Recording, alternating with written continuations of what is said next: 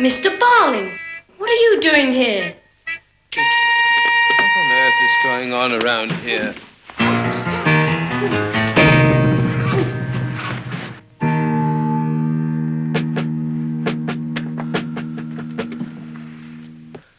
Father? Sooty?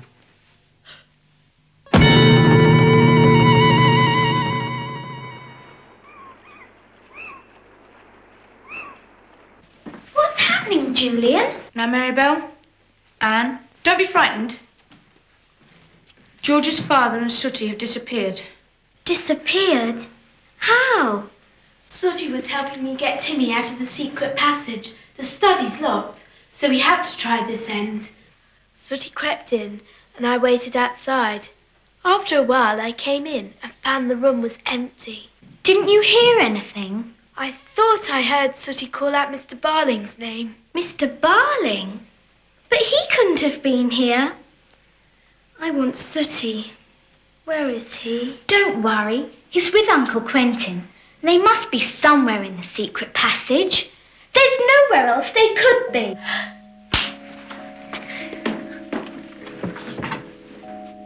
The handle that opens the secret door. It's gone. You won't be able to open the secret panel now. Block must have taken it. Block? What's he got to do with it? Just after I came in and found the room empty, I heard somebody coming, so I hid under the bed. I couldn't see who he was or what he was doing, but I heard a funny clicking noise. If you couldn't see, then how do you know it was Block? Just before he went out, he coughed, and it sounded exactly like Block. Now I vote we all go back to bed. Sooty and Uncle Quentin may have turned up again by the morning. And if not, we may have to face your stepfather. Now off you go. Lock your door and leave your light on.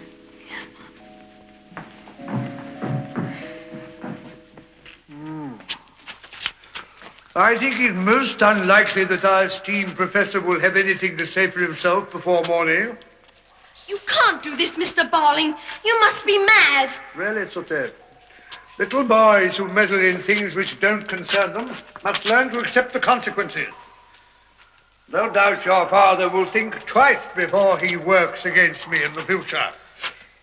Block will fetch you something to eat in the morning.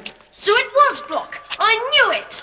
Block is in my employ, if that's what you mean. Oh, when he wakes up, tell him I'll be back to have a heart-to-heart talk. And don't try to escape. You'll never find your way out of these tunnels alone.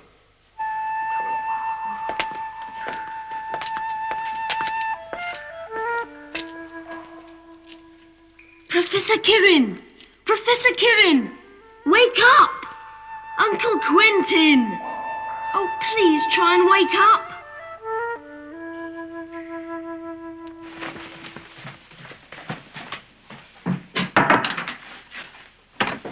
Morning, Professor Kirin. Here. What's all this? Where's Professor Kirin? You could try our room. Oh, and leave the tray, thanks, Sarah.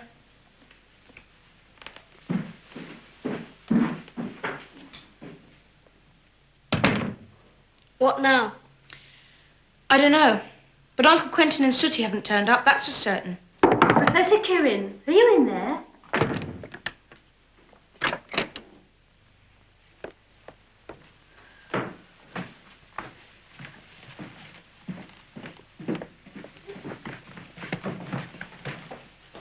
Is Sooty back yet? No, he isn't. Neither's Uncle Quentin. Oh, we'll have to tell Mr. Lenoir about Timmy, too. No. But the poor dog's been locked up in the secret passage all night. Julian's right. Father really hates dogs. He'd be terribly angry. Going to be bad enough when he finds out about Uncle Quentin and Sooty. Should be interesting.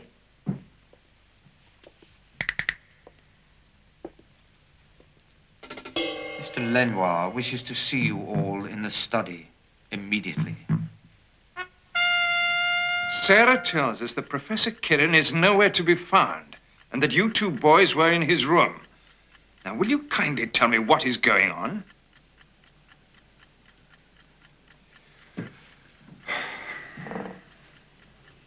Sooty's gone. Sooty's gone as well. Marybelle, what do you mean? They disappeared. Both of them. Last night. I've had enough of this play acting in my house. I demand that you tell me everything. Not in front of Block. Block is completely deaf. He may be deaf, but he can lip read. Very well, Julian. Perhaps you prefer to explain to the police. Oh, I thought they'd be the last people you want to see, Mr. Lenoir. Go to your rooms at once. Go on. I'll get to the bottom of this matter with or without your help.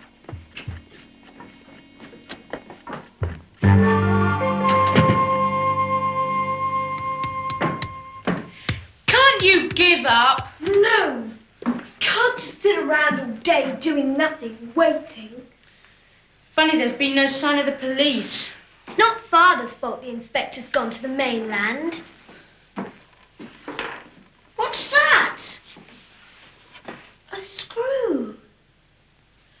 Now, where did that come from? One missing from here. Look! Well, how on earth did it come out? That's it! That clicking noise you heard last night. A screwdriver. A ratchet screwdriver. Block must have been working here when he dropped it. So you think this is another secret entrance? Sooty said the house is riddled with them. One way to find out. Marybelle, do you think you could get a screwdriver? And watch out for your stepfather. So, you're in here. Have the police arrived yet? And I told you to remain in your own rooms. Now, I've managed to have a long talk with Block. And as I thought, he knows nothing about the goings-on up here, or the signaling from the tower, if indeed there ever was any. But Sooty was sure! Julian, my only regret is that Sooty has persuaded the rest of you into believing his stupid tales and join in persecuting Block. The poor fellow is very distressed, so I've instructed him to retire to bed and rest. Now, this whole matter is very upsetting. So until it's cleared up, all of you will remain up here, please.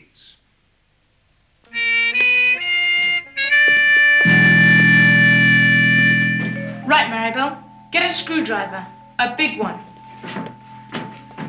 Where are you going? I'm just gonna check something.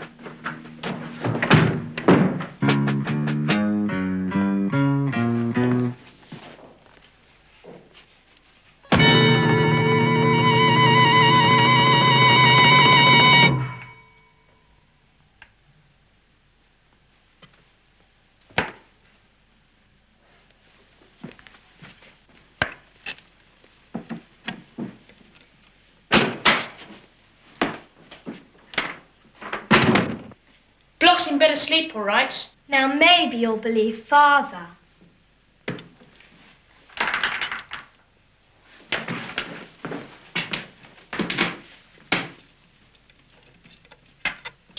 That's it. All done. This must be the way how Mr. Barling came into the room.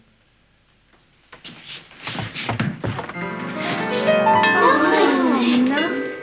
But I was sure that's the only way he could have... Ah! George! Oh, come on. Oh. All right. Okay. Yeah, I'm okay. Phew. But this me. Aha. I was right. There is another way out.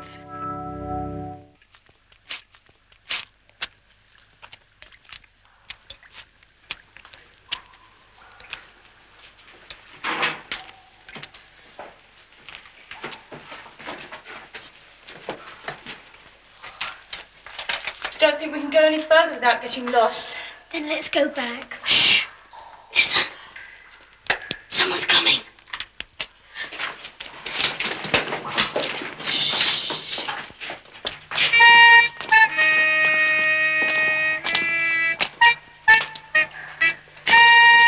Let's follow. We'd have to keep well back. We could lose them. Get lost ourselves. But Father said Block was in bed. You saw him. He was asleep in bed the night we followed the signalers in the tower. Sooty was sure it was Block. But your father showed us that he was in his room. Then let's follow now. They might lead us to where Father and Sooty are. I'm sorry, Marybelle. I think your father's mixed up in this somehow. We've got something very important we've got to do. Come on.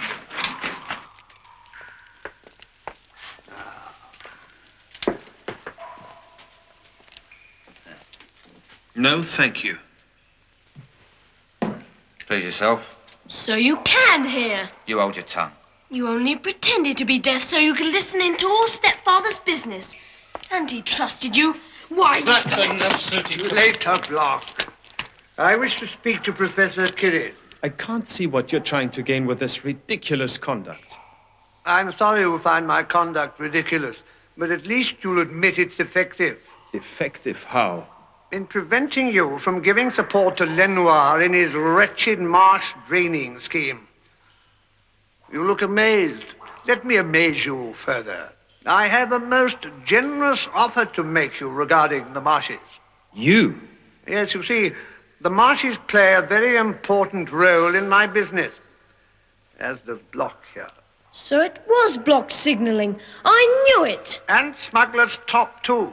You're a smuggler, and Block uses our house to signal to you. Very clever, Sooty. But little boys should be seen, not heard. Another word out of you, and I'll let Block throw you into the marshes. All this has nothing to do with me. I'm only interested in Mr. Lenoir's scheme to drain the marshes, not smuggling. Precisely. But supposing Block wakes up? We've just seen Block. But there could be two. Somebody who looked just like him.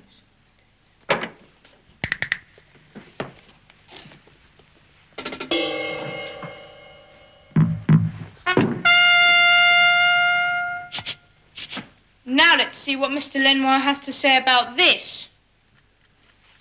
Why on earth didn't you tell me about this before? Because we thought you were mixed up in this somehow. Smuggling? Me? Well, Sooty kept trying to tell you about the lights he saw on the marshes, the signalling and everything. And we didn't believe him. I can see now how I must have looked. Barling's obviously mad. We must find Sooty and George's father before something dreadful happens. Timmy could help. Timmy? What the dickens is Timmy? That's something else we've got to tell you about. Simply sign the marsh draining plans over to me, and you will be rich. Richer than you ever dreamed. I don't deal with rogues.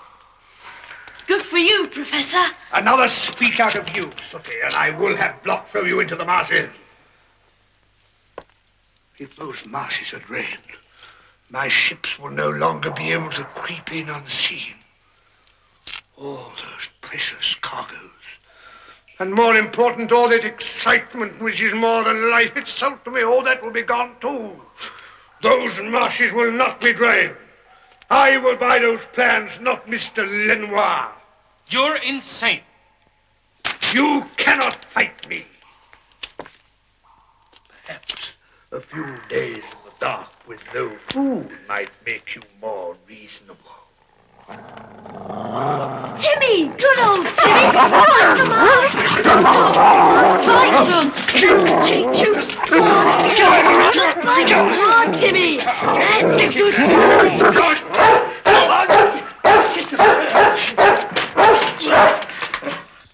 Good old Timmy. That's a good dog. He must have come out of the secret passage somehow. What secret passage? George was forbidden to bring him here. Who cares? Timmy's our only chance of finding our way through the tunnels. Then let's go. Come on. That's the whole story, and why we didn't want you to know. Behave very foolishly. I can't help it if I don't like dogs. I detest them. I can't bear them in the house. Marybelle knows that. But I'd have made arrangements to have him boarded out. And then? I'm sorry, I should have told you. Yes, you should. Now I suggest you go and find him. Thank you very much. And when you do, keep him out of my sight. Yes, of course. Can I go too, Mummy? No, dear, I think you're best to. Police, yes, put me through to the inspector's office, will you? This is how Timmy got out of the passage, all right. Knowing Timmy had found himself some water. Don't worry, George. I think Mr. Lenoir really does hate dogs. At least we now know that it's not because he's a villain. Come on, let me. Oh, sorry.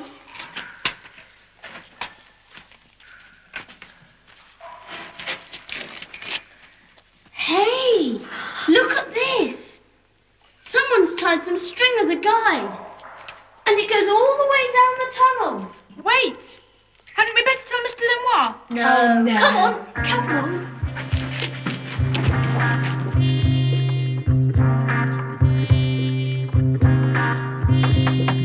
Come in.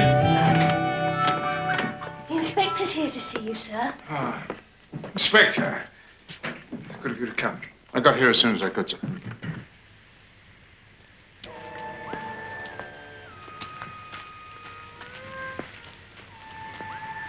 Where now? Have to go up the rocks to the road. I don't fancy that in my bare feet. Let's try and find our way across that marshy bit.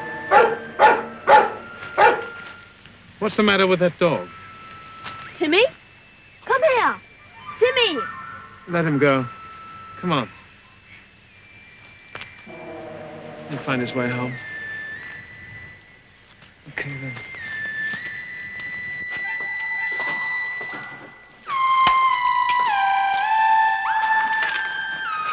Someone's been here, all right. Yeah. Do you think it was Sooty and Uncle Quentin? Good gracious. What have you done with Sooty and our uncle? Stupid fools. If they've gone off on their own, they'll never be found. At least the dog's gone. Timmy was here. Now, with any luck, they'll all end up in the marshes. It'll be your fault, you horrible man. You won't get away with it.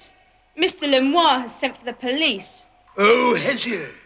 Well, they'll never find you down here. Try them.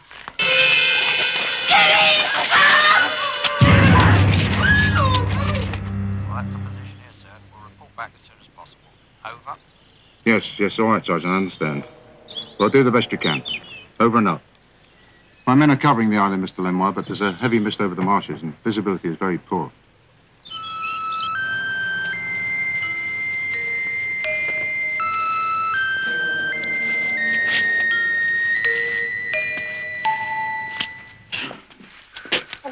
This'll teach Lenoir a thing or two. Behave, you horrid little girl. You're mad. What? You won't get away with this.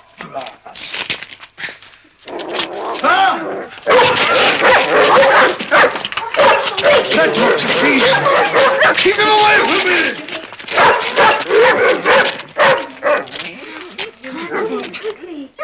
Timmy, come here, baby, come here, come here. Oh, he's a hero, then. You're a hero. Yes. Oh, come on, George. George, we've got to find your father and Sooty. Okay, come on. Come on.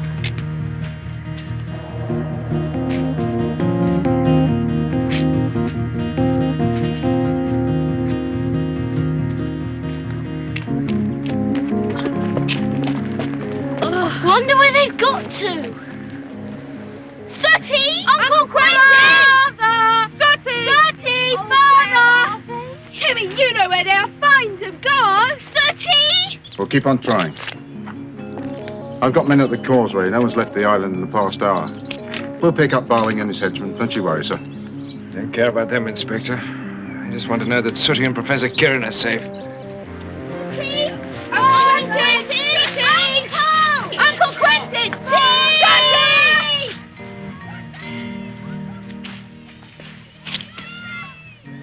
Quentin! Uncle! Sooty! Uncle! Uncle Quentin! Where are you? Where are you? Men! They must be somewhere! That blasted dog. We're never going to find him in this. Oh, it's the coppers. I'm off. Wait for me, you scoundrel. All right, you two. Stay right where you are. God, I'm off.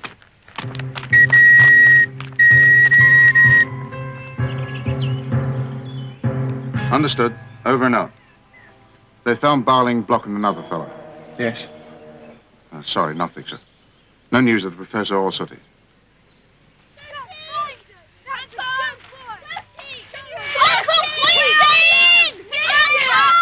Uncle Quentin! Uncle Quentin! Sooty! There they are! There you are. Oh, Wonderful. come on, Sooty! did you know where to find us, huh? Timmy helped us. Oh, Lenoir. What are you doing? Mrs. Lenoir says there's tea in the study if you'd like some. Might be an idea, sir. There's not much you can do out here. Oh, my sainted aunt.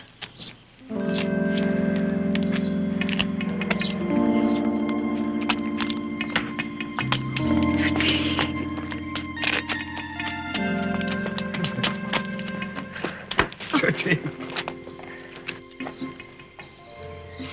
Please, Mr. Lenoir, don't send Timmy away. He's been so brave.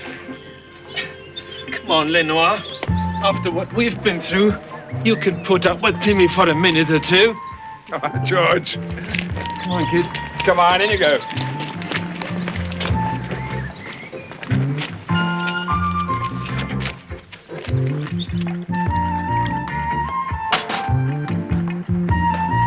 Here we are, Quentin.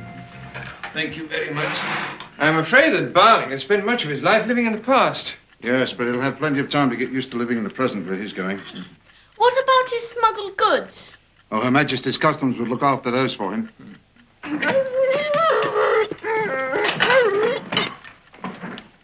What? I've given him a bath, Mr. Lenoir. Isn't he handsome?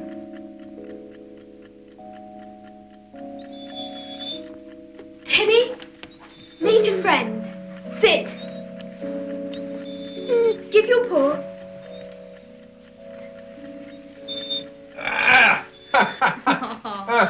I say it's not like a dog at all. Oh, he's like a real proper dog, all right. Only much more clever than most. When you want to get rid of him, we can use dogs like him on the force. Oh, no. George, never. But for my daughter's total inability to be separated from that animated hearthrug, I doubt if Sooty and I be here to tell the tale. Well, seeing that Timmy is such a fine fellow and so very sensible, perhaps we could bend the rules a little. Oh, thank you. Oh, I knew you'd like him. Oh, isn't that great? Oh, he's nice. I knew you'd like him. Timmy, what do you think you're doing, you bad boy? I think he's earned it. Yes.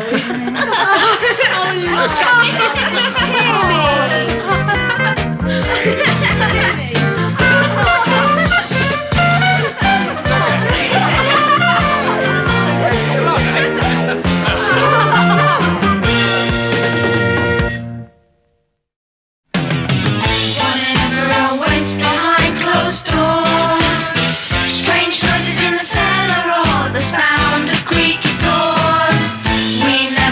Mystery